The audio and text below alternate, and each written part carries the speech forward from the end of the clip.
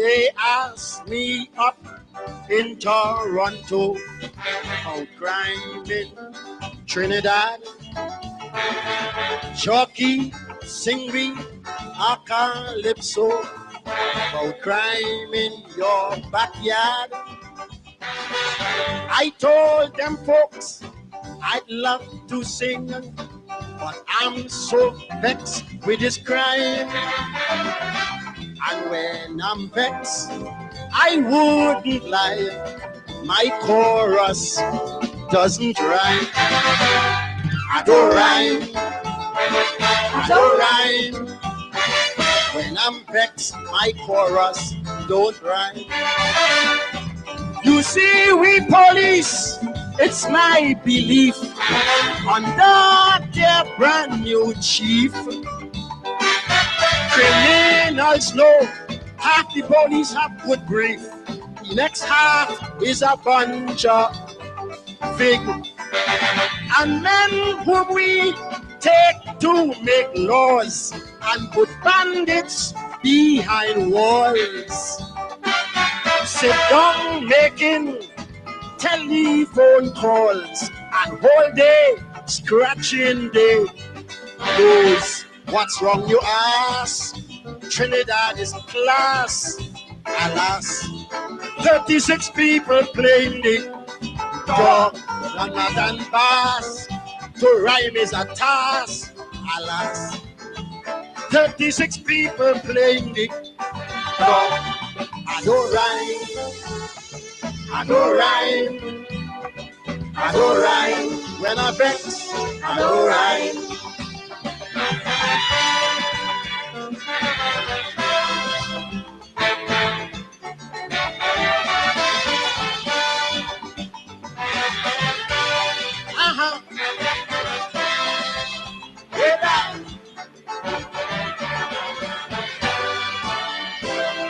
They asked me up in Toronto about murder and killings.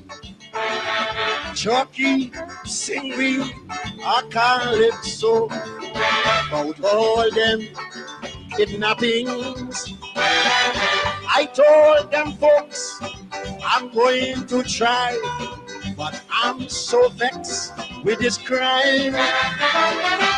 And when I'm vexed, I wouldn't lie. I just can't find words to rhyme. I don't rhyme. I don't rhyme. When I'm vexed, my chorus don't rhyme. The opposition twiddling their tongue to support government, they dumb. They prefer drink rum and chew gum and then lick and they gray hair. To fight crime, Parliament must get with it and make stern laws with grit. But we lawmakers in the House sit and whole day they talking loud. What's wrong, you ask? I so vexed with pass. 36 people playing the rat, clavinet and bass. They playing the fiddle fast. 36 people playing the I don't rhyme. I don't rhyme. I don't rhyme. I don't vex. I don't rhyme.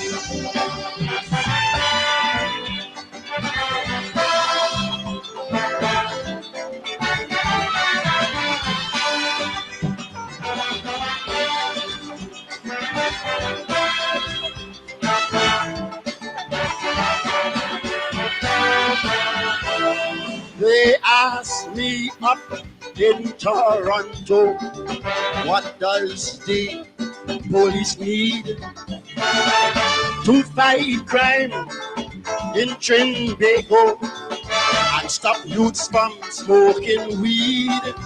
I told them our young people are not the criminal type, but leaders must show example, or else crapo smoke we pipe. I don't rhyme, I don't rhyme. When I'm vexed, my chorus don't rhyme. The opposition on the whole disrespecting their role. They treat the speaker cold, as if he's an arsenic. One of them went backstage for tea and start troubling Rowley. He say Rowley racist until he's sick, and how he's a big black boy. I'm not a bass, they playing the fiddle fast.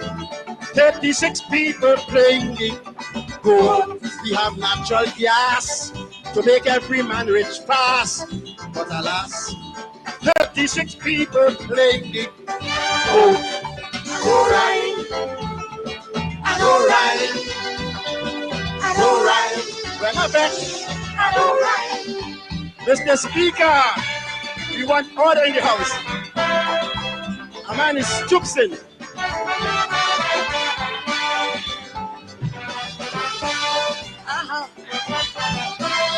They like.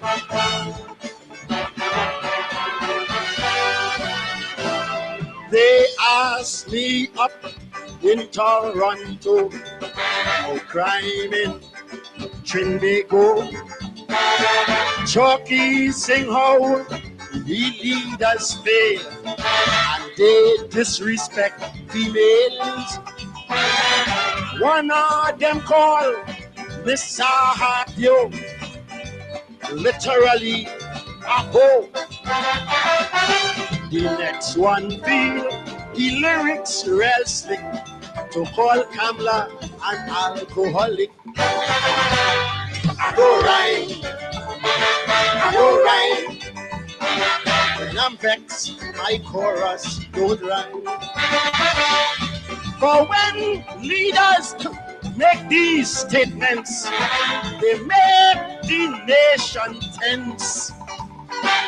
So how do you rate these two gents? They just don't have no pennies. The men we put in the highest zones, they're weak, they have no bones. And this behavior Ramnat condones, cause he ain't have no rocks to stop the morass. We need good law stars, but alas, 36 people playing it hot with natural gas to make every man rich fast with Belgian glass. 36 people playing it hot. I don't rhyme, I don't rhyme. Alright, when I'm vexed, alright. Mr. Speaker, it's Daddy Donkey take over. It's Daddy Donkey take over.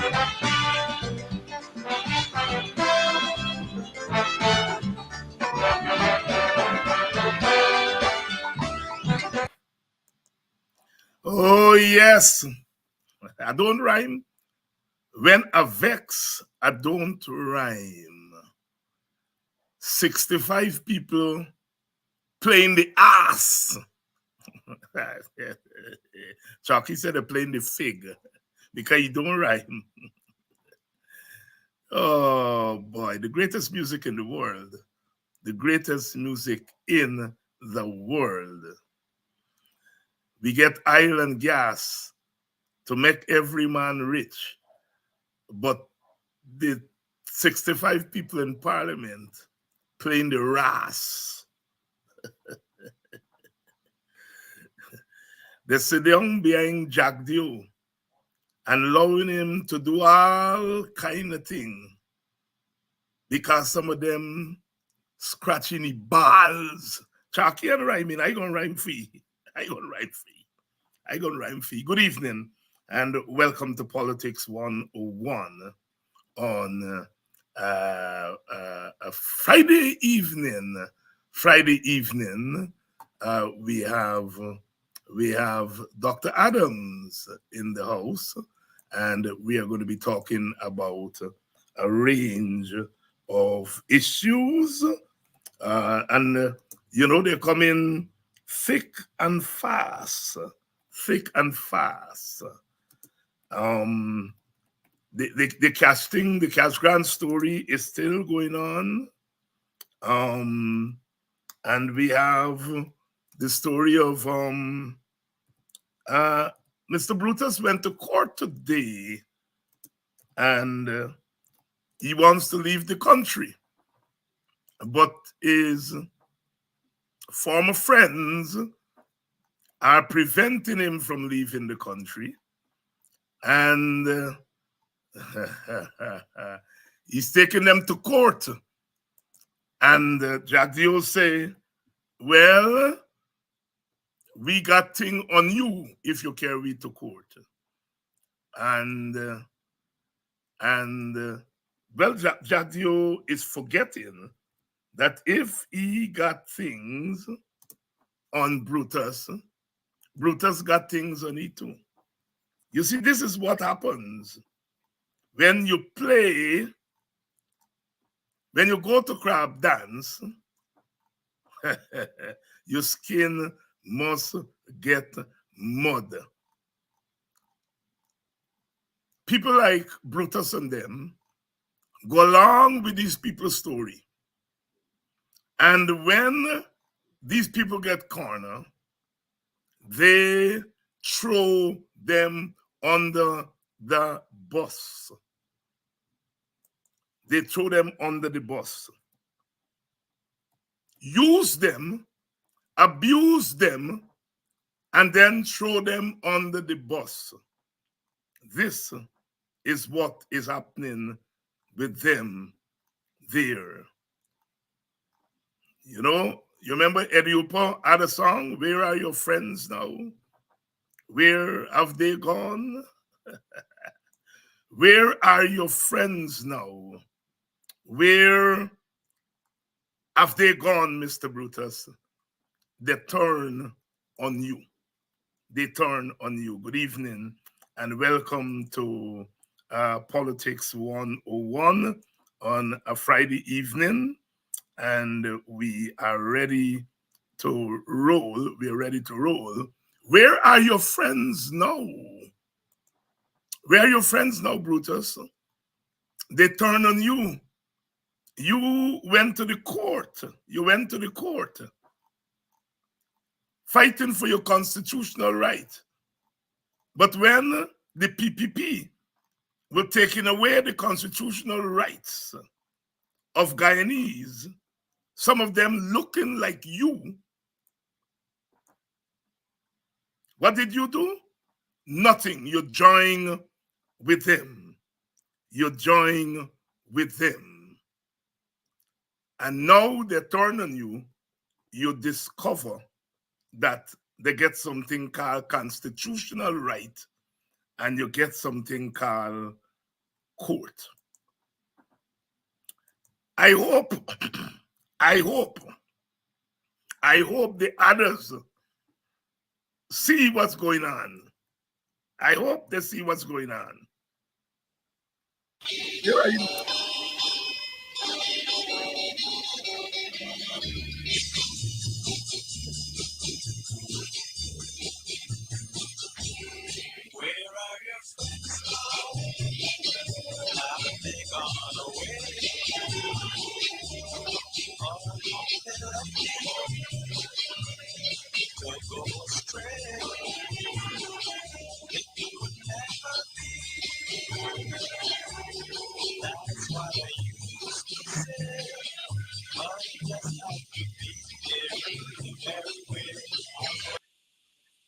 Have you put there? Where are your friends now?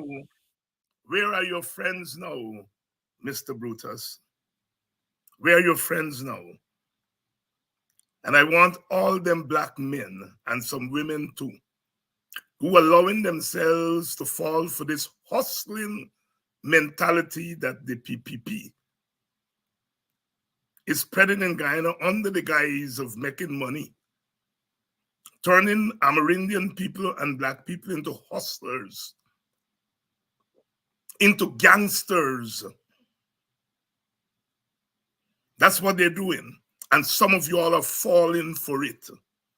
We got a lot of cleaning up to do. A lot of cleaning. And then they go to the Indian community and they say to them, you all may be poor. You know, we're not doing enough for you all, but we're doing more for you all than we're doing for them. And Indian people fall for it. So they're turning the whole country. Indian people, Black people, Amerindian people, they're turning the whole country into gangsters. They're normalizing gangsterism. And some of us are falling for it. I don't know the story with Brutus and them, but it is a sad story. It's a sad story. And all of them, from the top man to the middleman, all of them are they allow themselves to be pulled into the gangsterism. You can go in any Black community, you'll find 5, 6 of them, Black people. We making money. We making money. We gotta live. Well, man shall not live by bread alone. And they're turning you all into gangsters. And the thing that when they turn you all into gangsters, when they get corner, they throw you all off the bus, under the bus. That's what happened in Guyana. And that's why they would like us to be gone, so that we cannot try and talk sense into your all head and get you all to do the right thing. The right thing. Good evening to all of you. Those of you who are joining us from Toronto, those of you who are joining us from New York, from the southern part of the United States, North America in general. How about those of you out there in Europe, the wider Caribbean, and of course, those of us in Guyana? Good evening to Liu Linden, because that is the scene of another set of lawlessness. And they're targeting certain communities. They're targeting Linden for a reason. They target Buxton for a reason. They target West Coast Bobby for a reason. And we don't like to talk about that reason up front, because it's not correct to talk. They're targeting it because those places are places that are renowned for Black people who don't take. Chalky said, when I vex, I don't rhyme. But when I vex, I just rhyme. They're targeting places like Buxton and Linden and West Bobbies because they know those Black people generally don't take shit. So what they do is go into your community and give you shit. So you start taking shit. That's what they're doing. And they're telling you, it's money, you gotta live. The coalition didn't give you all anything. And the coalition did not socialize Black people to be hustlers. They did not socialize Black people to be gangsters. They may not bring down the whole sky and get some Black people take them. But at least they didn't socialize Black people to be gangsters and hustlers. And that is what the PPP doing to you all. They know that you all don't take shit, so they bring shit and give you all. And you all eat the shit. So you all start now taking shit. And they don't want people like me tell you all, take the shit and throw it back in their face. And when you're throwing it back in their face, they can't see. They can't see. And when they can't see, you know what follows. That is the advice you all got to take. Good evening and welcome to Politics 101. Chuck does say, when I vex, I don't rhyme. When I vex, I just over rhyme. Dr. Adams. Good night, Good night, Doc. How are you doing? I am doing fine. When you vex, you just rhyme. Nah, you when you vex, you don't even think because you know rhyming take a little bit of thinking. So when you vex, you aren't thinking. So I That, am rhyming. there you go. You're a calypso genius as tonight. That is the message. That is the message the Chucky is saying. When you vex, all your mouth does tremble, all your That's hair right. does stand up, and you have no control over what you say. And That's right. maybe Guyanese people, especially those on the opposition side, need to get like Chuck does. Get That vexed and don't rhyme. that's right. That wait, well, you know, but you see, that is why they can't handle certain communities that have that that mindset, like Linden and Buxton. You know, we get mad as hell and we fight back, and that is the reason why those communities frustrate them, and they believe now that they can target them to try to dilute that effect. Yes. And let's talk about Linden because that's your place. You're Yeah. a Christian Borgman, but let's talk about Linden. So we understand that you have these immigrants, Venezuelan immigrants in Linden there, and the thing is becoming a problem. Yes. And the foreign minister went in there. He's from Linden. And uh, you think a Jack Dio can get Dr. Adams and say, go in Christianborg and try to quiet them people there where you born and grew. You I, got I to go. once I once had a meeting, and some people arranged a meeting for me to meet Jack Dio years ago when the story they start in Buxton with the boys them that they put there. And the meeting was going well because I outlined to him what the problems of the village are.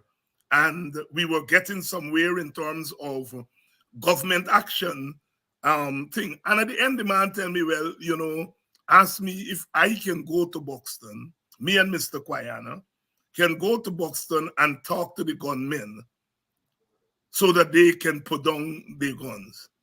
That was the end of the meeting. So when I see Tad, I know good because Jack, you had the temerity to ask me. They're governing. They push the situation where them guys pick up guns. And now you're telling me and Quayana, well, we must go in we village and tell them put on guns. And that is the I pass. That is all those people I pass. That is Us. the iPass. That is the I pass. So here is Todd going to his way barn and grow. Send he there to make himself a jackass. And Yep. he did exactly that. Talk to us. Well, and maybe you need to go back to school and learn some history about Linden. And before the road was open, before that Linden Highway was built in the I think it's in 60 late 60s. Um, we used to, I mean, we were basically isolated because we had we had a steamer that travels every other day from Linden to Georgetown, and not a whole lot of people used to go to Georgetown. I, for example, before I was 14, when I started playing cricket, and to go, you had to go to Georgetown to play cricket on the international on the national scene. I probably went to Georgetown maybe twice before I was 14, and you wouldn't sleep for weeks when you know that you're gonna get to go Yes, to Georgia. So we were like a country within a country, basically, because we were cut off. So the Lindeners became closely connected, and we were a closely knit community. As a matter of fact, we still carry the label of being very tribal. So to give you that perspective, so here is a guy who was born and bred in Linden. I think that's the information that I got. He comes out and berates Linden because the Venezuelans migrants who coming to Linden. I heard up to today they're over like 600 1,000 Venezuelan migrants in Linden. So he goes up there. He did not even communicate with the local governance of that, the mayor and town council, the regional chair. He did not even communicate with any of those folks or meet with them. He met directly with the migrants. And then he makes this stupid, well, I think it's a betrayal of the community by saying, because what they're doing, they're putting up, they're camping out in even people's yards and in certain areas. These are the Venezuelan migrants. And by the way, let me say this. I don't know of any Londoner who's expressed any disdain for having migrants coming into the Linden community. All they're asking for, starting with the mayor and the regional chair, is for us to have some sense of a plan as to how we're gonna accommodate these migrants who are looking for a way for a way out so that they can live at least to get back on their feet and to live a new life in a new country. So we are not against that as a Linden. No? However, this government is taking the eyes and pass this community instead of working with us cooperatively and assisting us and providing resources. They're causing a kind of a friction between the two communities, and they're taking the side of the Venezuelan migrants. And that is what is upsetting, which is justifiably so. How could the government, this guy is the foreign affairs minister, goes up to Linden, does not communicate with any of the leadership of the community, meets directly with the Venezuelans, and then, but listen to this, Dr. Hines. This man gets up and said, no, they're squatting all over the place, in people's yards and all over the place. And then he's defending the squatting. Remember now, it is the same government and Todd and them who've been tearing down Londoners who've built homes, not only squatting, who've had homes for 20, 30 years, tearing it down, and they're calling it squatting. But now you have the migrants coming in and you're defending it by saying, well, Londoners have a history of squatting. That's their culture of squatting. Dr. Hines, that's what this man said, that has been our culture. We're squatters. On top of that, on the question of, well, when there was a complaint that they're coming and they're taking the jobs, this man defended that by saying, well, for the same work, the Venezuelans are making a third of what the Londoners are asking for. Mm-hmm. I mean, that's so. I'm telling you, it's not only a betrayal of his own people, um, and it's stupid, but it's total disrespect, and I pass for his own people. And how, well, even getting beyond that, how could a leader of a country, I don't know what his training is in, but here we've got high inflation, and what he's advocating is depression of the local people's income, depressing it in a high inflation economy. I mean, it doesn't make any damn sense. So it's a whole bunch of mixture. But I'm really upset and pained, Dr. Hine, just based upon the background that I told you about in terms of us being a very closely knit community, that this guy, who everything that he has become is because of what he has gotten from that community of Linden that raised him. And now he's turned against them for another community that we have no problems against these people again. All we are asking is for the government to help provide the resources so that they could be assimilated into the community. But he now is creating this fiction. And you wonder why, though, Dr. Hines. You wonder Ah, why. yes. Talk to me about why. You wonder why. Here's a community. If you got to pick one community that is not in the that the PPP is not in their area of influence, it's Linden. Yes. So you wonder now, are they trying to dilute that influence of the other party by bringing in these migrants and giving them everything that they want. And who knows, it would be interesting coming up to this election to see who has who's registered to vote and all these type of things.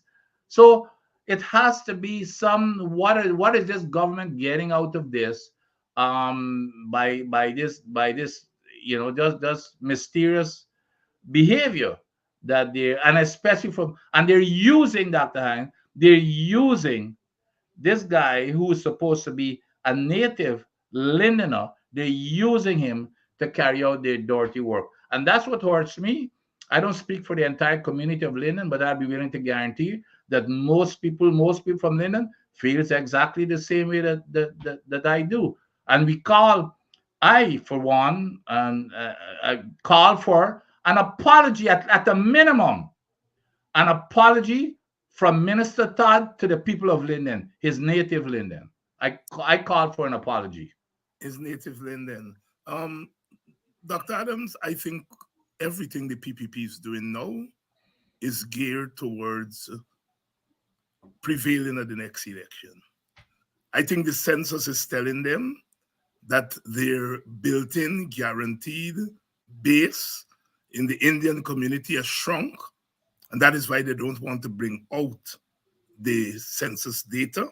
I think they know that, and I think they know that they got to get 5, 6, 7 seats from non-traditional places, and they have targeted the immigrant community. And so they would want those immigrants in Linden because they intend to take the top-up seat from Linden that Sama squat on Yep. after the 2006 election. All right? Yeah. And what they are doing is that they're skillfully diluting, as you say, the population. Because remember, 40 of the seats come from top up and 25 come from these constituencies. Right. And if they can inflate the numbers in the constituencies, they win some extra seat via the constituencies. And so that's part of what they're doing. The other part of what they're doing is to turn Lindeners into a place of low-skilled labor that don't pay them plenty money, and that the PPP can go in there and say, look how we give it St. John, the Bamia school. We can give, you all come together, and we can make you all another Bamia school. So they take out a few people, dangle some stinking carrots in front of them, and they subdue the community. That is what they want to do, to sow doubt. They know they're never going to win Linden, but they can subdue the community, that the community gets turned off from politics. And if they turn out from politics, then it's a difficult time for us to get them to the polls. Yeah. Whereas they will, get 2,000, 3,000 immigrants to go in there. 3,000 votes is half a seat. Yep. Is half a seat. Those people know very well what they are doing. And shame on somebody like Todd, who is colluding with them, to catch his own people and throw them on the slave ship. I make no apologies for introducing the term slave catchers to Guyana. Yep. Because that's what they've done. You are the Home Affairs Minister. Your business is to defend our borders. Your business to lead the charge, to make representation for us at the United Nations. Your business is foreign affairs. What the hell are you doing going to deal with immigrants in Linden? But that is what we are dealing with. There are some black men, and they're mostly black men, who are allowing themselves to be used in the most obscene way. We have had a history of men like that in the community. But these in Guyana, they take the cake. The ignorant, the stupid, and they're taking the community to a new low, to a new low. I Just am for a piece of silver. just for a piece of silver. Now, when you have a Todd who never walk a picket line, who never suffer politically, you pluck him from nowhere because he has a black face, and you make him a minister. He is forever thankful to you because he would have been nothing at UG because that's where he was teaching. And nobody knew him at UG because he did not distinguish himself there as a scholar or a teacher. So they take him and nothing and make it as something and take it and send it to make himself a puppy show in Linden. And I think Lindeners and other communities need to be aggressive towards these people. I'm not saying commit violence, because you all know violence will take us nowhere. Violence in a place like Guyana would turn and consume all of us. But not being violent does not mean you must be a coward. It was the great Mahatma Gandhi. He said, if I had a choice between cowardice and violence, I will choose violence. He, the prince of nonviolence, all right? And so we must never be pushed to have to make a choice between cowardice and violence. We must not be cowards. And I have to admit, I love Black people. I think that there are people with a fighting spirit, and I do think that that still holds. But I am seeing that quietly we're allowing these people to ride us. Either ride us directly or to send the Todds to ride us on their behalf. And Yep. I think we have to make a statement against that in the community. We don't have to wait for Aubrey Norton to come into Linden, because in the 2012 struggle, it wasn't the government. It wasn't the government. It wasn't the PNC. It wasn't APNU. It's the people of Linden. That was a homegrown resistance. In fact, I remember being there, and those people who were spearheading give me a message to tell Granger, if he's sending anybody to Linden, he better send soldier. Don't sell no staff either. And I carried the message. I think I give Rupert the message to give them, right? That was a homegrown struggle. And so there are certain things the community does not have to wait on Aubrey Norton to come and the PNC to come. People come in there and ride you. You know what to do with people who want to ride you against your will. You cut whatever they're trying to ride you with off. Yep. You all understand what I'm saying? You all got to stand up. You all got to start standing up.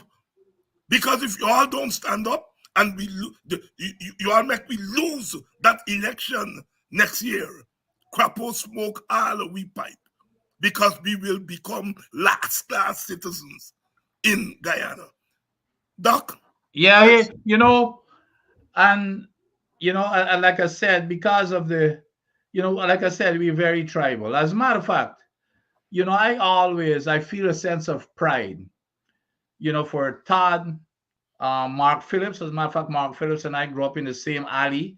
Even though they have a different ideology, different party, every time I see these guys, even when I met, we forget everything about where we belong in terms of the politics. The ambassador Sam Hines, we greet each other, but this here crosses the line. This crosses the line for somebody you would expect, even though it doesn't matter which party you belong to, you would expect that they would at least represent this community. This crosses the line. And unless this man apologizes, Dr. Hines, I don't, I'm going to say that we as Lindeners should not welcome him back. Meaning, and again, I am not talking about violence, but we should not welcome him back as a Lindener. He's not behaving as a Lindener anymore, as far as I'm concerned. He's betrayed us, and he should not be welcomed as a lender anymore. You're quite right. Look, these people got these enforcers in the village. They got some in Buxton. They got two type of people in Buxton, two type of PPP kind of people. They have about 3 or 4 PPP families in Buxton. We always knew that. We grew up with them there and so on. And, everybody know they're PPP. And we okay with that. People have a right to belong to which party. Then you got a group of them who they go in now and turn into hustlers. Some of them came to me. They said, David, I's a scamp. I said, yes. I just taking these people money. But me and they in the economy say, yes. Right? I said, but you got to be careful. When you see these people put money in your thing, you just can't get away from them so easily. They say, yes, we understand that. I said, listen, so long as you all don't come, you all don't use this village as a slave place to catch people and turn them over to the PPP. You all can hustle the PPP, scam them, that's your all business. But my deal with you all is that you all must not use this village as a place to catch slaves and give to the PPP. They shake me hand, I shake their hand. That's the deal we got. And I am very clear about that. I can show me weight around Buxton because that's where I born and grew. All right? And the PPP is not going to, so long as I have anything to do with that village and other villages, they are not going to send these people in there to turn our people over. That is why when Sister Gita came out, when these people are hustling to jail Ogunse, and she comes out and condemns Ogunse, I said, Gita, stop. Stop. I like you. And you're a good person. In fact, you make a sacrifice as an East Indian Guyanese to hang out with Black People Party. So I have great respect for you. But you will not turn my brother over to the oppressors. Mm-hmm. And that's what I use the word slave catcher. And I use that term on Gita to prevent the others who may have been thinking to go down that road from doing it. And thank God, none of them didn't follow she after them. Yep. I met Gita, and me and Gita are right. I have reason to share, and I let her understand where I was coming from. And I think we got a deal with that. But you are right. We have to make these people feel unwelcome in our communities. You cannot go to Black communities, get young Black people who want a $40,000 and you give them this part-time job, but then line them up. And they're thinking that is a government event, they're going to dress them up with red shirt and carry them to a PYO conference. Come on, man. How can you assault the dignity of a people like that? Yeah. But this is what the PPP is doing. And they figure they can get away with it because maybe we are not going to fight back. But I am saying to you all got to fight back. You all have to fight back. There are some things that you will have to forego in the fight, but you got to fight back. In Boston, they couldn't come in there at emancipation and all anything. And what happened? They didn't give you the $500,000 that they normally. So we lost $500,000 from them, but we kept them out of our village from coming there on our sacred day and skin the BT Pongwe. Right? They will not do it in Buxton. Keep you $500,000. We raise that money from donations on this program and otherwise to do it. And Black people gotta get tough. You gotta get tough. And so people like Todd should not be welcomed. I'm at one with you, my brother. And the one value that I cherish, and I know you believe in the same thing, is that especially where we come from and where we grew up, you never forget where you came from. Never forget where you came from and what brought you to the dance. And this guy has shown me that he doesn't understand that, because now he's become who he is, and he doesn't remember that this is the village that raised him. For him, he could do anything else in terms of his politics. Like I said, he would always have remained my villager, and I would, love him regardless of his politics. But for you to turn against the community that raised you into making you who you are, that's what really hurts me, and I'm sure a lot of other Londoners. And that's why I say he owes this community an apology, or else he should not be welcome into that community. He should not be welcome into that community. You know, brother, um, brother Vince, I am telling you, the number those people are trying to play on Guyana is really so far reaching. And the thing about a place like Guyana is we don't realize we in shit till we there in the shit. Yep, yep. You see? And that's a complacency on the part of our leaders, first and foremost. And then it passed down to the followers, because the followers look to us for leadership. They look to us to set the example. And sometimes our leaders are playing straight. You and I were talking before the show started. You could bowl a ball 8 stumps outside the half stump to Jack Dew. He dragged the ball to Cow Corner. Or square, or even square leg. Or square leg. Our politicians on the opposition side will leave it alone.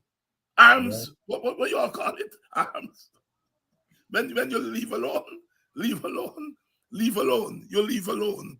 And sometimes the ball just come back in and bowl them down. Our opposition leaders got to start playing a hard game. I love that analogy, Doc. Because when you pad up, yes, pad up. The ball pitch outside the half stump, you pad up. A smart bowler will pitch in the same place but bring it back. And you pad up and you get bowled down. Maybe they need to get Hetmai to coach them. We got to call in Hetmai to show you how to drag it from outside the half stump to Cow Corner. And make it. The only thing is that for Hetmai, that is the norm. We don't want it to be the norm. We want it to be. We want the Cow Corner shot to be the. Only when it's necessary. When it's necessary. Brother Hetmai, if you're listening, we love you. That is why we use you as an example.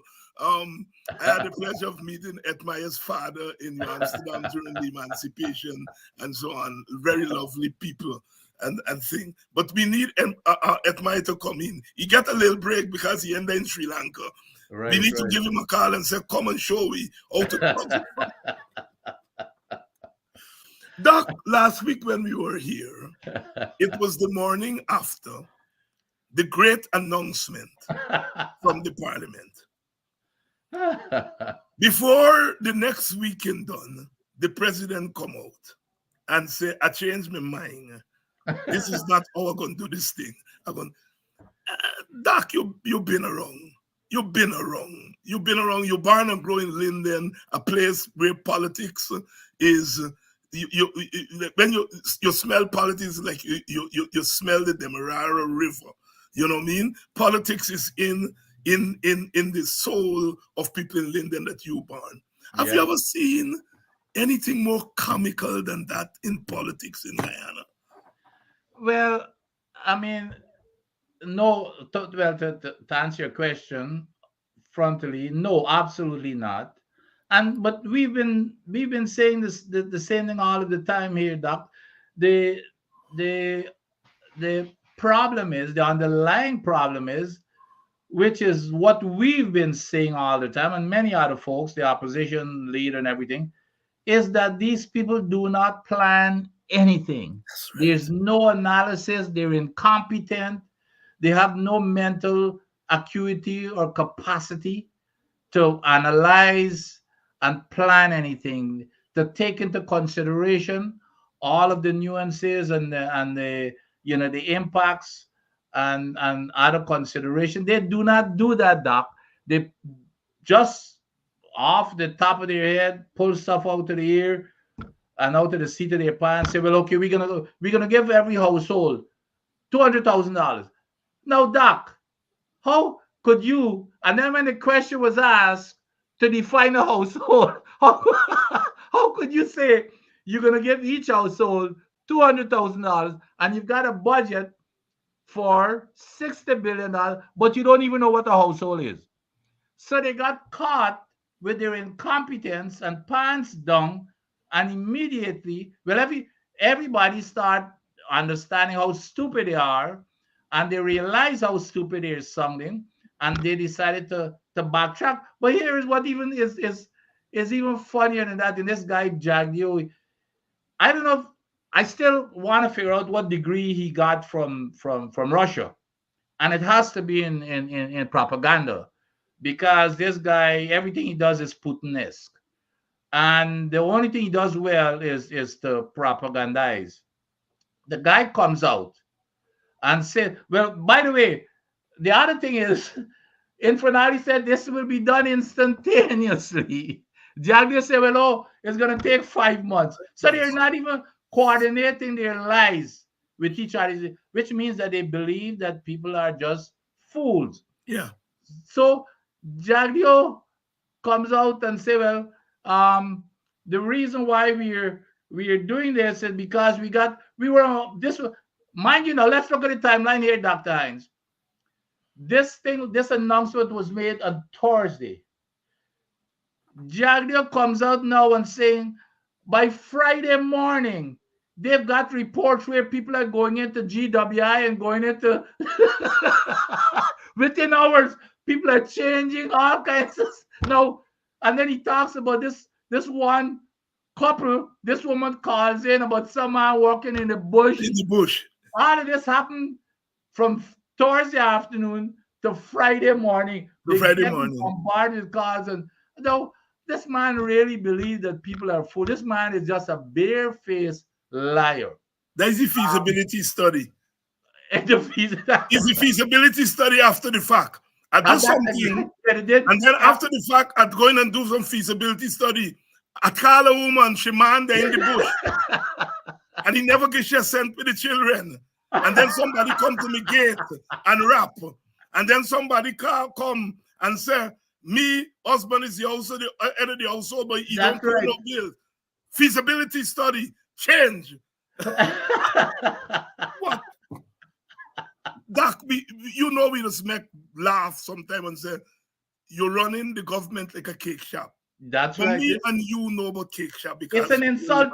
It's an insult to people who own cake shop. Doc, we gotta stop that. People who are more thoughtful narrative and meticulous than that. It's an insult to people who run a cake shop. It's an insult. It's an insult to people running cake shop. I mean, it's amazing. It's amazing. Insult. But here, when you thief people thing, and you go on with the thing, you say, oh, we going to crank up this thing because I thief. Me I know we work. So, me was crank so. So, today, last week, they crank Clive Thomas thing. Yes. They crank it this way. And then people complain. And then they look across, they see Winston Jordan thing. That's right. And the tech Winston Jordan thing. Why this thing on me own? How me go crank come? Right? Even Jagdio yesterday admit that using the $100,000 per person is throwing single parent under the bus. He admit that. He admit that individual can grow till you meet the sky, and we will have to get more money. Well, the corruption now coming. Yeah. The corruption now coming. Well, we put $60 billion. But it might end up more. But it might be. We may have to get $40 billion more because we now discover that you have more than 600,000 adults. That's exactly right. Yeah, that's exactly correct. They're setting us up, Doctor, and laying the groundwork. And when them people come from New York and Canada, and they show them the ID or the passport, the Guyana passport, they Yep. copy them, and then keep it to do voter impersonation at election time. That is the next plan, eh? Yeah. All you have to do as a Guyanese. So me, I get my passport. When me go home, me just go show them my passport, show them my ID, and me get me $100,000. But they have my passport and my ID on record.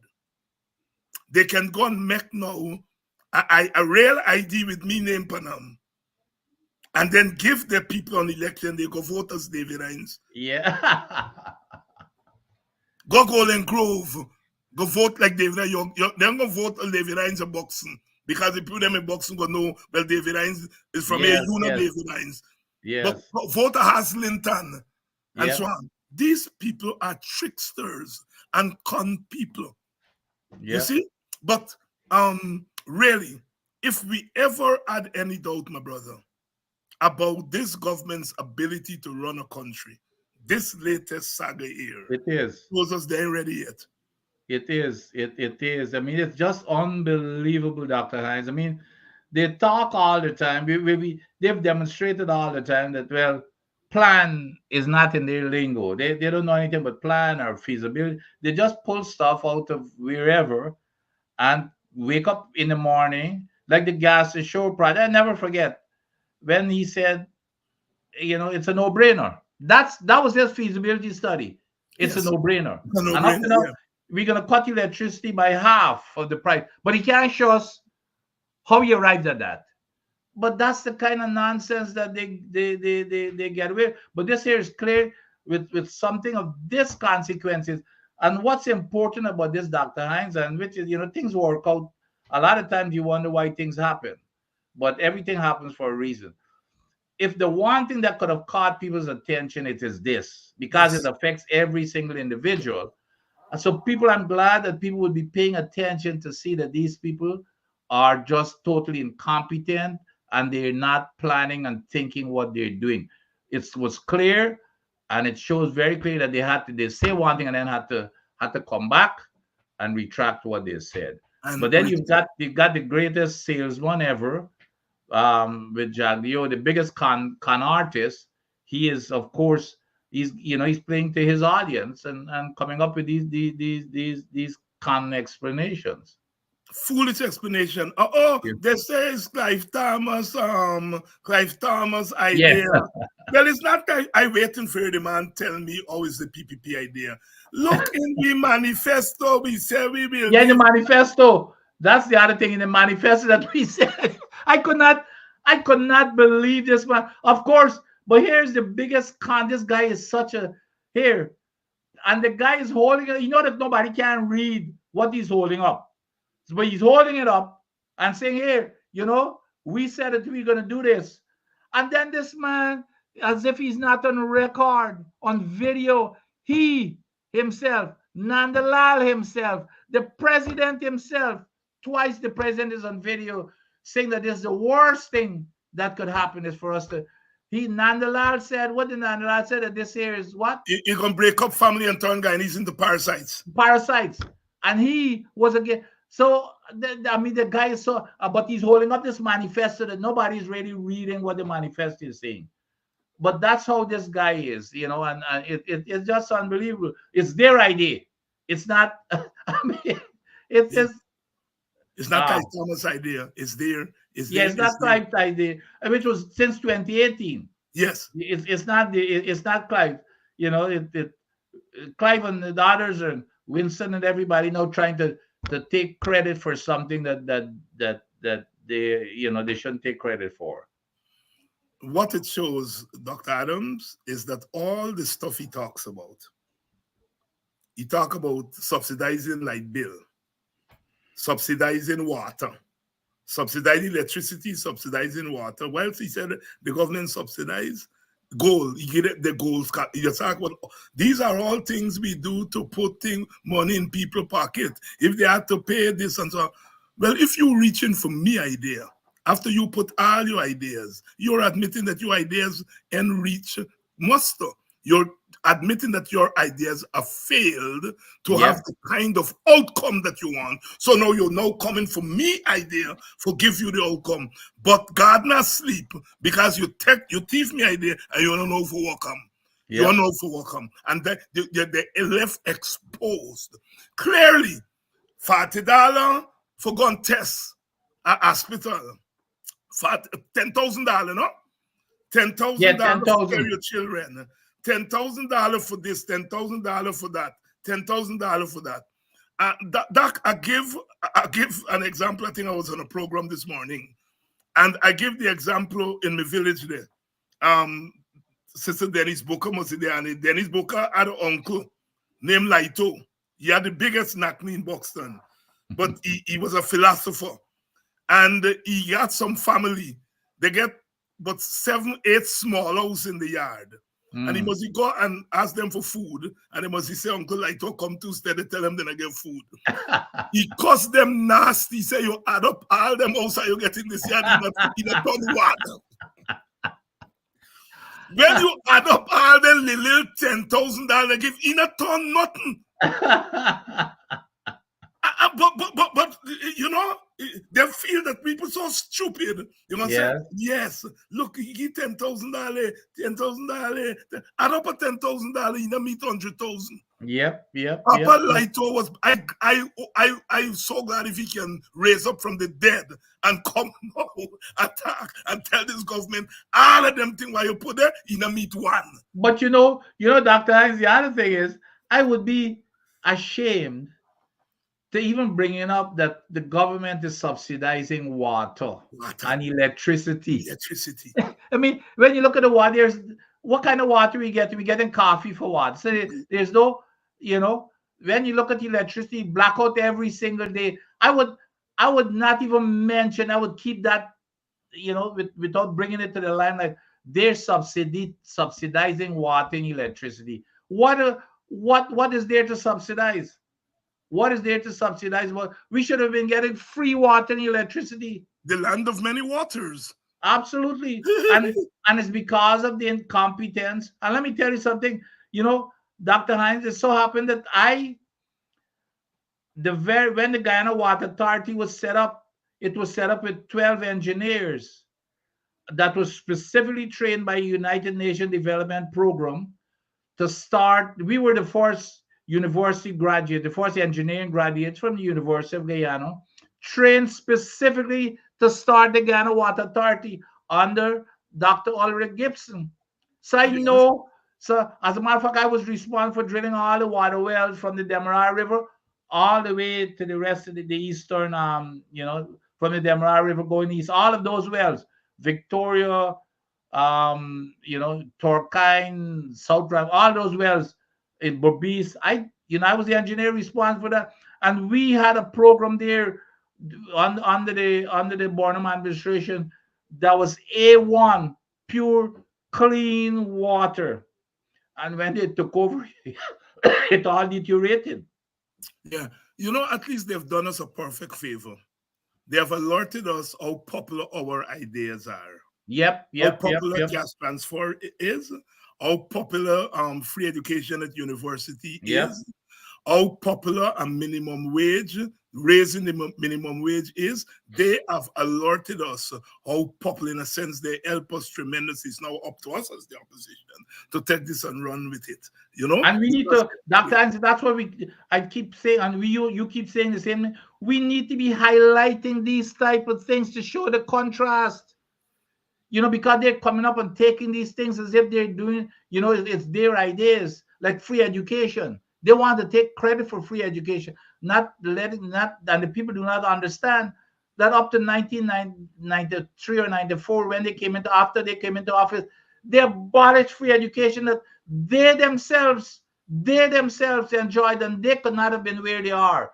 And they have denied thousands of poor kids the opportunity to have an education, to be benefiting themselves today, because they could not afford to go to the University of Guyana like you and I did, because I would not have been able to go to the University of Guyana and be where I am today. So how many thousands of young bright kids did not get that opportunity. It was because of the PPP, and people need to understand that. That's right. That's right. Over 2 to 3 generations from 1993 to now 30 years. Absolutely. 30 years, there's 2 generation, at least 2 generation of people were denied opportunities because of this government. And that's what, we in the WP are saying that if we have anything to do with education under a new government, we will not only give continue the free education, but we are going to have an affirmative action program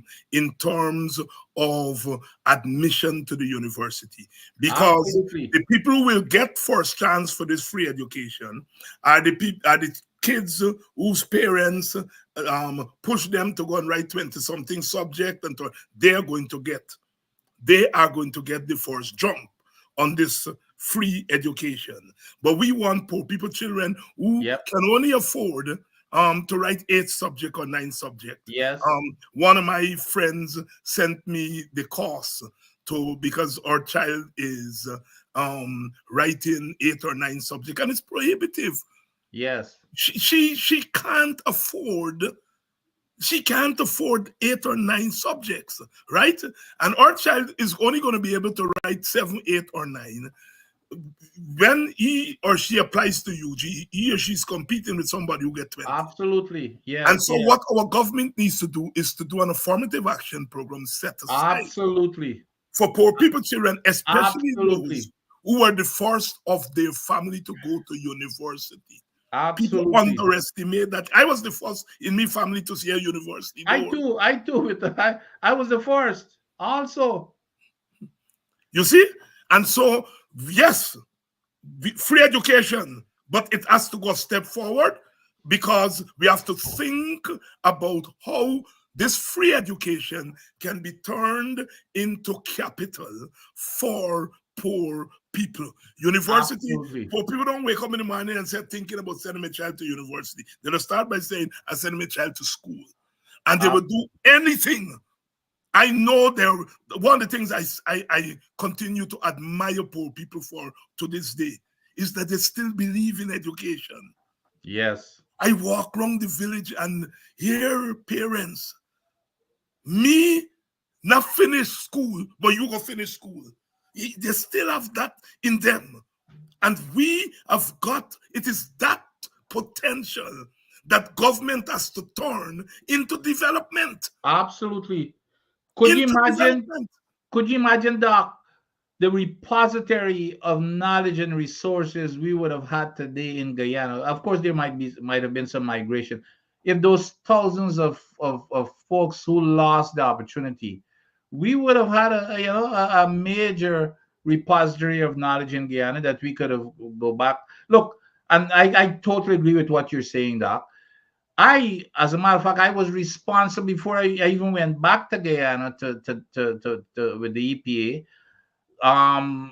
Vice Chancellor Griffith, Ivelaw, when he took Yes. Ivelaw brought me on board to revamp the faculty of it used to be faculty of technology, now it become the faculty of engineering and technology, to revamp that faculty, to lead the way in revamp, and to build a petroleum engineering department.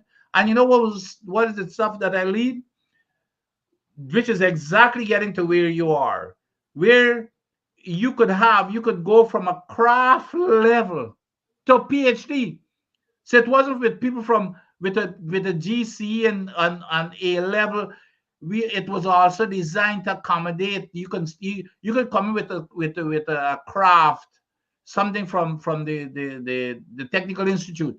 You can get into the program, and you can work your way all the way up to get a PhD. Of course, because we didn't have the facilities at UG, we were piggybacking. It was a joint program between the University of Guyana, University of Trinidad and Tobago, and University of West Indies. This government has abandoned all of that. Abandon it. So they do not want they want people that they can control. They do not want knowledgeable people. Okay, they education is not their thing. They want to have people that they can control, and they can go pluck some consultant from some place that their friends and families or wherever, and they get the benefit. They do not want people like us, who would come in and question things and want to do what is right. That's not in their DNA. Yeah, and Doc, look, one of the proposals we are putting forward in the WPA is to um to set up some community colleges. Yes. Community college on the Essequibo Coast, a community college in West Bobis, a community college on the Outstanding. Yep. Yep.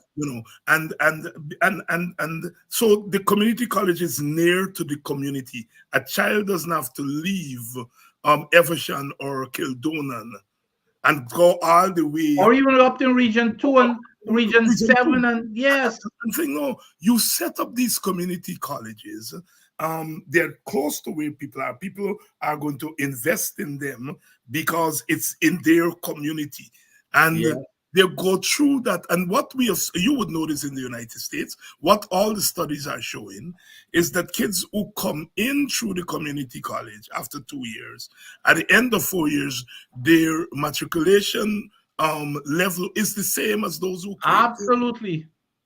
Because the You big know, advantage of that, and you know this better than I do, and even my kids, I encourage my kids, and they turn out great, to go to community college, because when you go to the big universities, Doc, in your freshman year, where you're most vulnerable, you're in a class, especially them hard class with calculus and math. You've got hundreds of kids in the same class there you by go. video. Whereas in the community college, you got very small class, and in some cases even less than 10. So you Yes, get one-on-one attention from your teachers.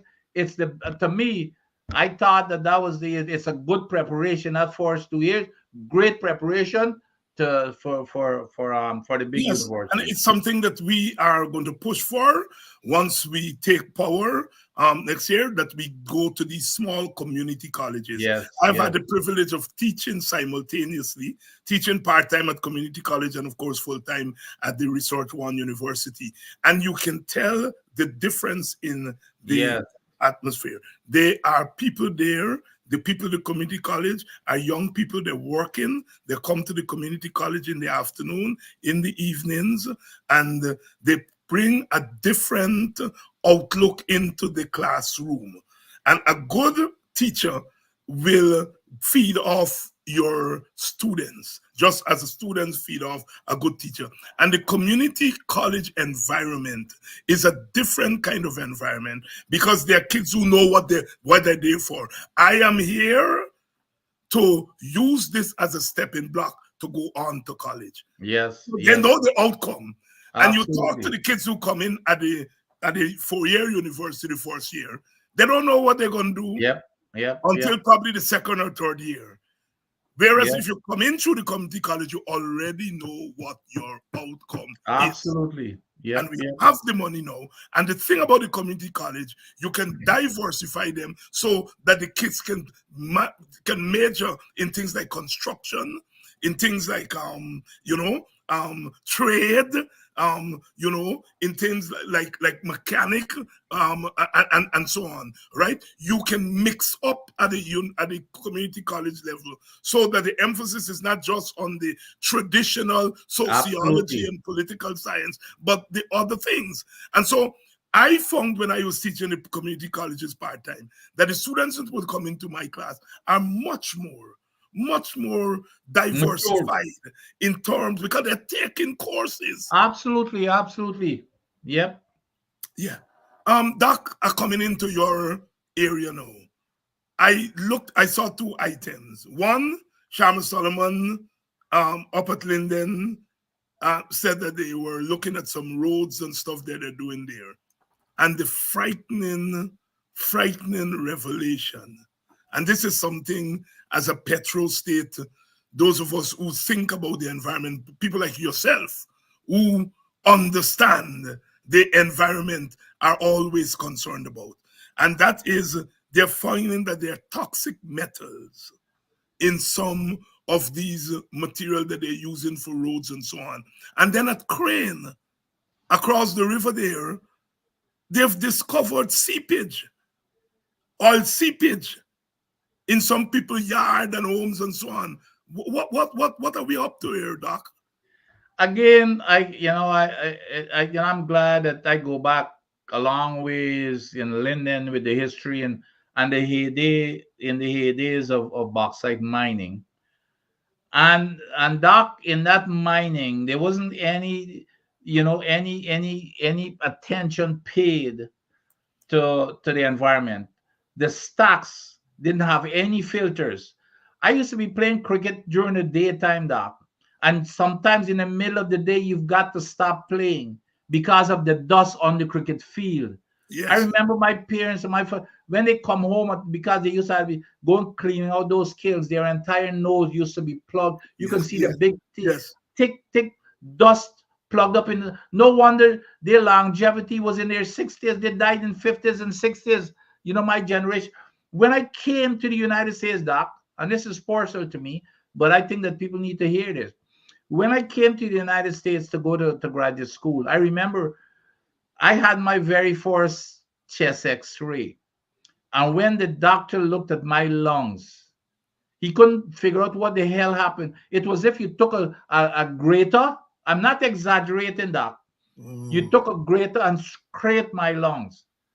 And the doctors keep asking me. So when I went back, he said, something, this is very puzzling. He said, and then he started asking me questions. And when I told him about this bauxite dust and aluminum, I used to be where the aluminum, you had a bauxite plant, and then the aluminum plant was at Christianborg, and the Christianborg school was right across the river from the aluminum plant. So we were from the stack that was just pumping all of the dust through the air. The aluminum, this is pure aluminum now, Hmm. through the air.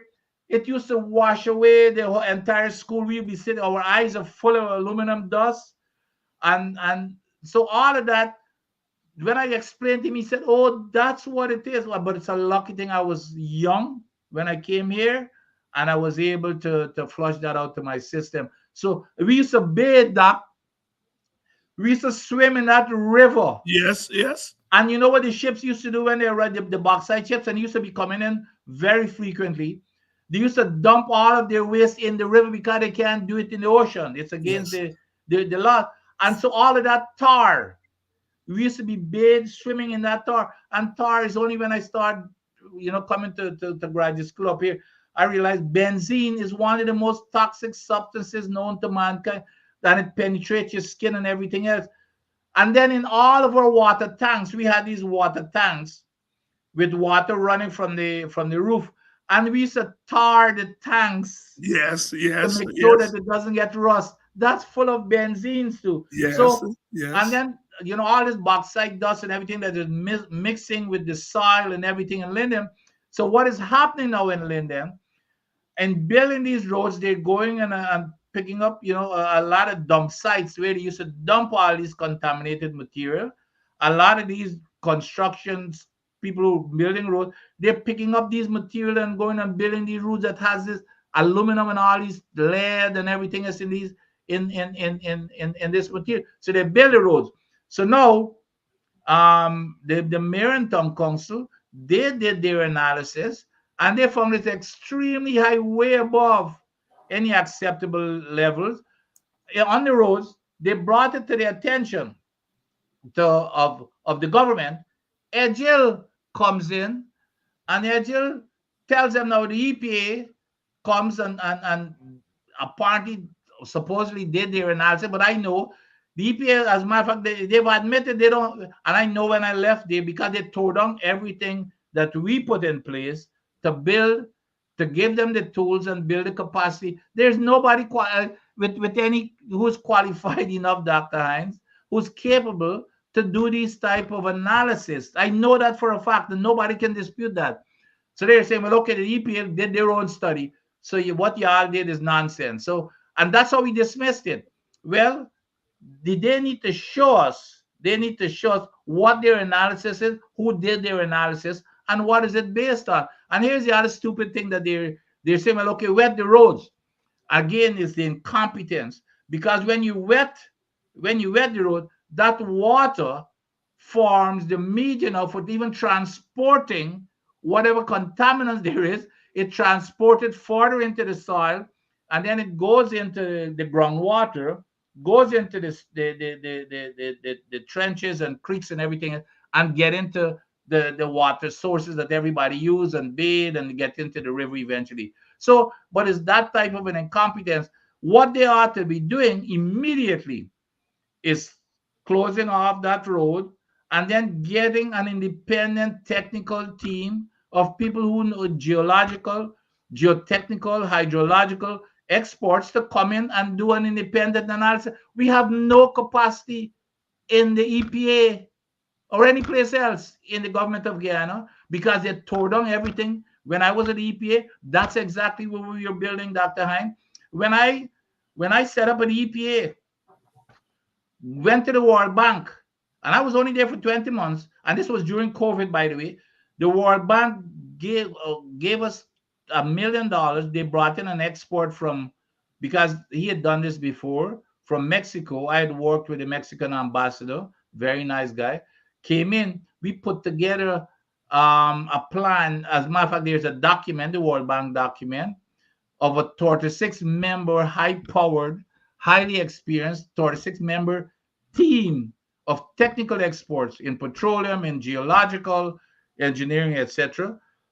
Um, so for us to go out and recruit internationally, because that was immediate, and then so, and we were planning to go and recruit in 2020, except that we didn't have any budget in 2020 because of the elections and COVID.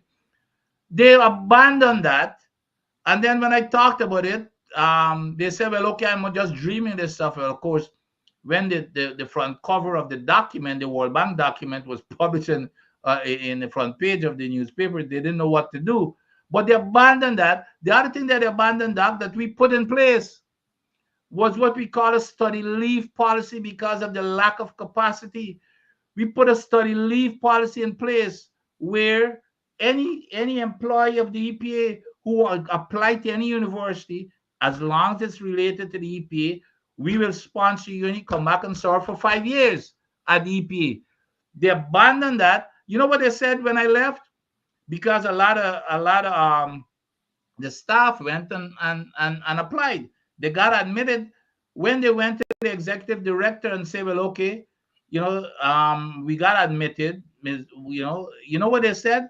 They said, first of all, that I was doing something that was illegal, which is absolute nonsense because the board had already approved it. But here's what they said, that I was wanting to turn the EPA into a university.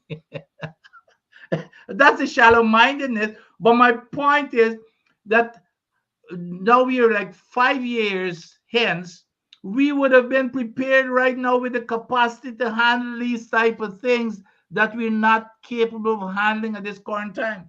And this is just the start and the tip of the iceberg, because with this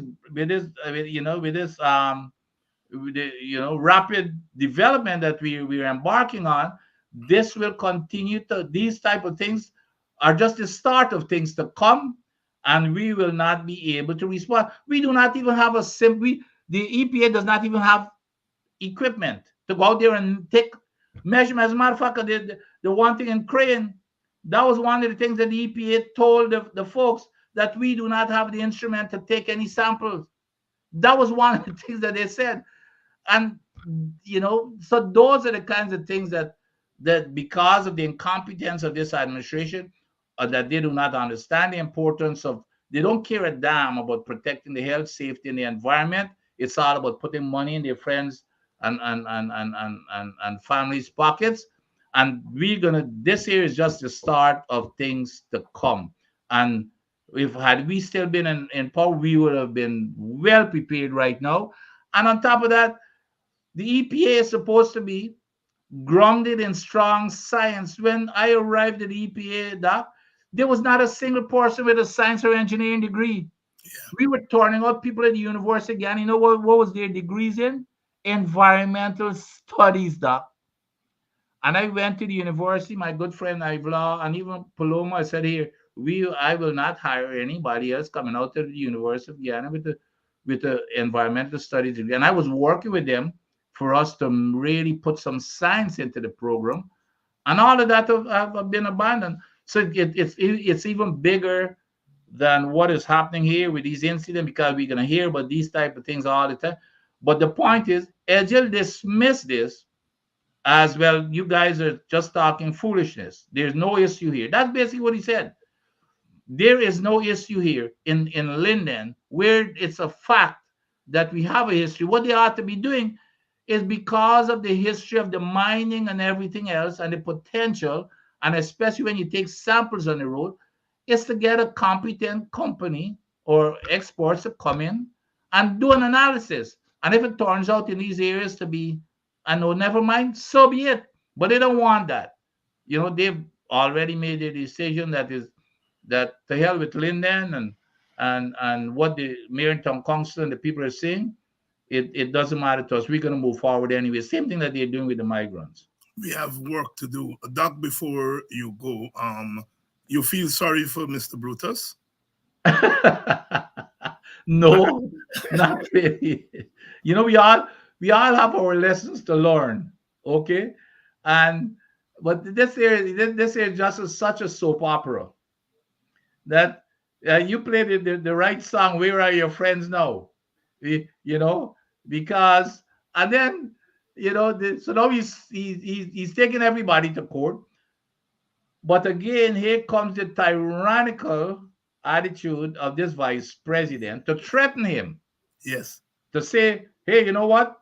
He's basically telling him, Doc, you better shut up and stay quiet and withdraw your case. That's what he's telling him. Yes. Or else their stuff is going to come out. Now, here's the indictment against the vice president. How could you say that this guy has been corrupt and you're the vice president, you knew this all along? Yes.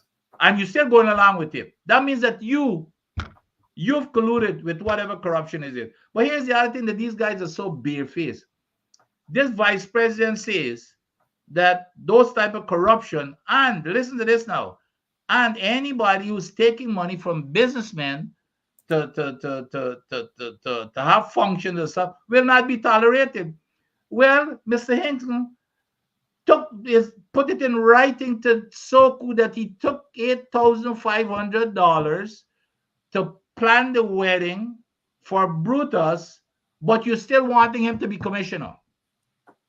I mean, you know what I mean? Yes. You're saying people would be held accountable. We cannot tolerate people taking money from businesses to do these type of things.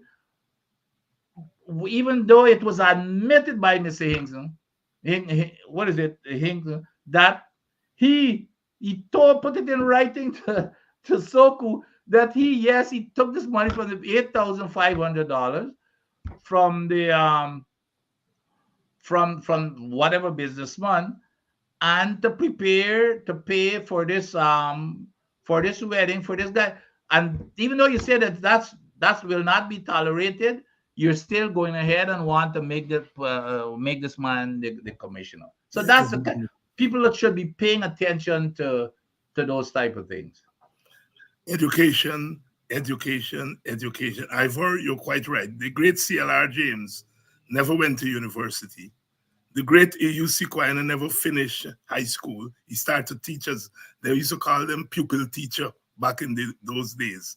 Start teacher 15, 16. Never finished high school, never went to university. Did his degree in economics by correspondence in those old days. Yep. So never went to a university as such. And these are great thinkers.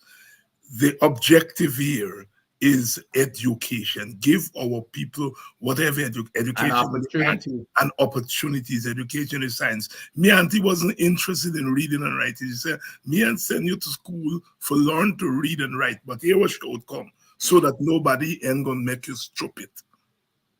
Nobody ain't gonna take the eyes and pass you. She made the linkage between education and confidence in the wider world. Yep, right? No question. Very clear. And so for us, education is not an end in itself. Education is a means to an end.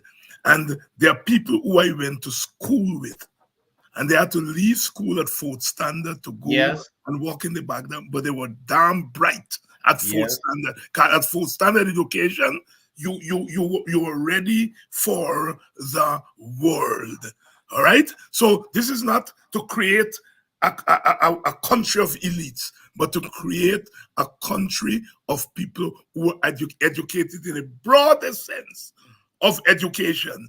I always say, Doc, that when I left Boston and migrated to the United States, I done at about 3-4 university degree.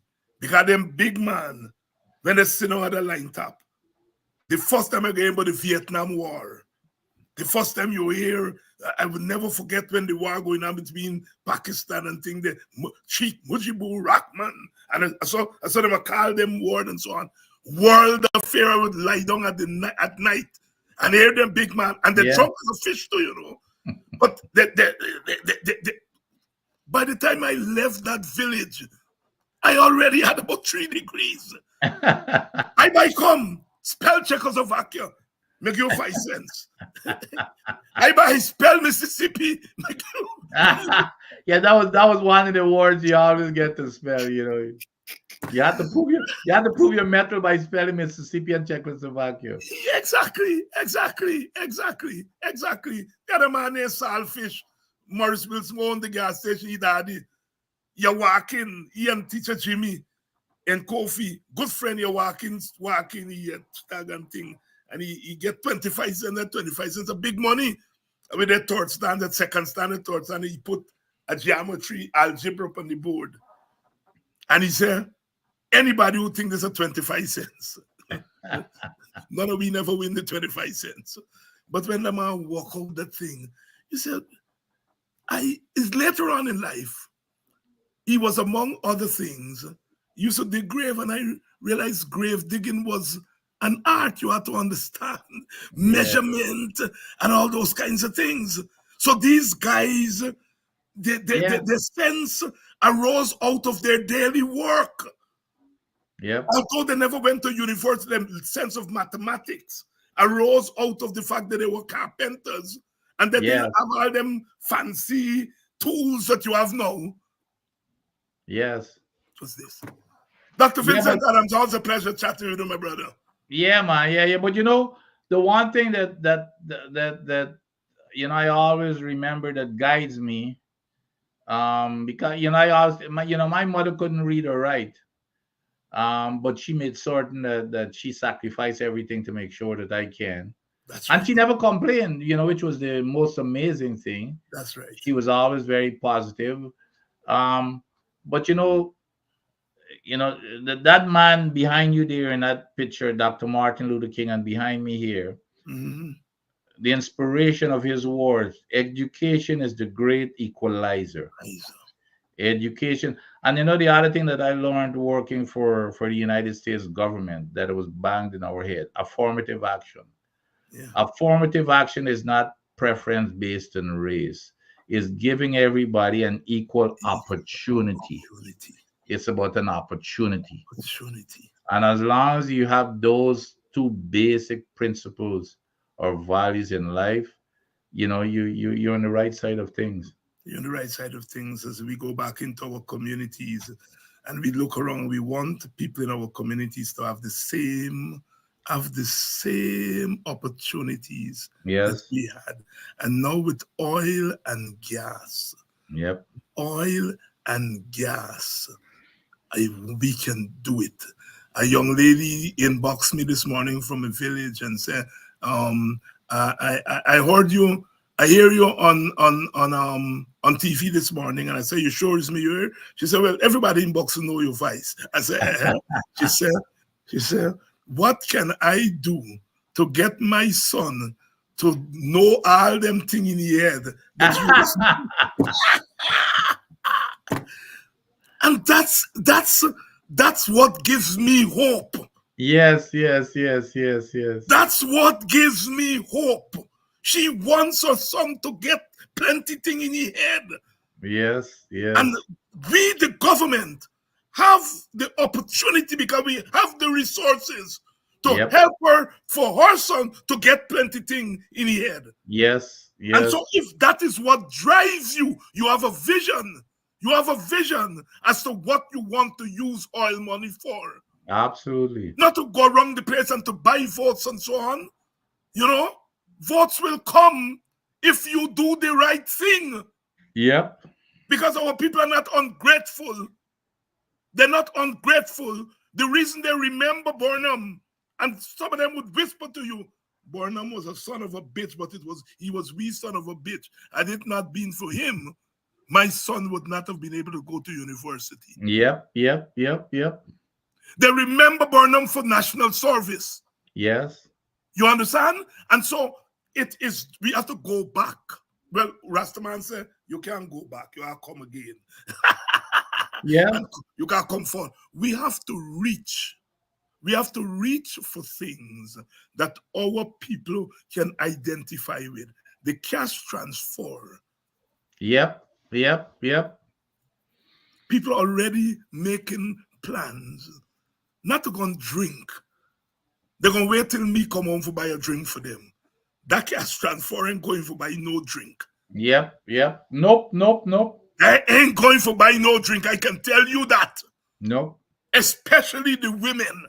Yep. And because it's the women, even when men are in the households, it's the women who have to figure out the economics of the household. And so they ain't going to use. And if they are guaranteed a little portion of that oil wealth every year.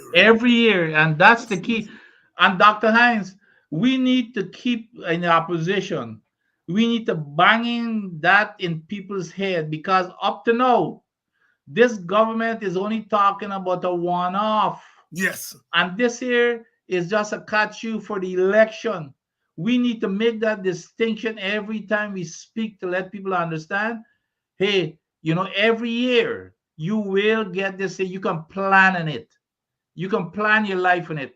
This one-off thing doesn't mean anything, especially when it comes from people who didn't like it anyway. So it's a political gimmick. There you go. So we need to keep making that distinction every single time, every night. We need to make that distinction. Dr. Vincent Adams, always a pleasure, my brother. I'll see you on Sunday. Yes, same here, man. Yes. The girls didn't quite make it today. I didn't look at the game. Yeah, they were chasing 148 and they folded 440. But no. Yeah. So New Zealand has gone through. But valiant effort on the part of our women cricketers. So who's New Zealand going to be playing? I think New Zealand is going to be playing. I'm not sure. They have another match coming up tonight. Okay. Right? So I'm not sure. I think it might be Australia. Or Pakistan, one of those two teams. But at least they got as far as they got. But we'll talk more about that on Sunday. Australia is one hell of a team. Oh Lord, yes. That I see some women play that. I said, guys, they can probably make some men's team. Exactly. Some of those women can easily go and play for the state teams. Yeah. Thank you, my brother. All right, take care, bro. And as we go out tonight, our condolences to the family and the friends and the media fraternity, the passing of Franklin Langhorne. He was an institution in radio. You speak about him in the same breath as you speak about Matthew Allen and Pancho Kuru and Pat Cameron and all those men and women who graced our airwaves. He had a distinct voice. He knew how to use that voice. He linked his voice with the music that he was playing, and he made you feel that you were part of the conversation that he was having with you. His voice, an African man, deep baritone. I had the pleasure of him interviewing me. He came a couple of years to our emancipation celebrations in Buxton. And what a person, what a voice. Dr. Adams talked about Martin Luther King, whose voice and words created a revolution. He didn't have to pick up a stick. He didn't have to pick up a gun. The words of his mouth came from the meditation of that. And when you think about people like Franklin Langhorne, you think about the golden era of radio, and he brought it into the present because he was still there. And you know what?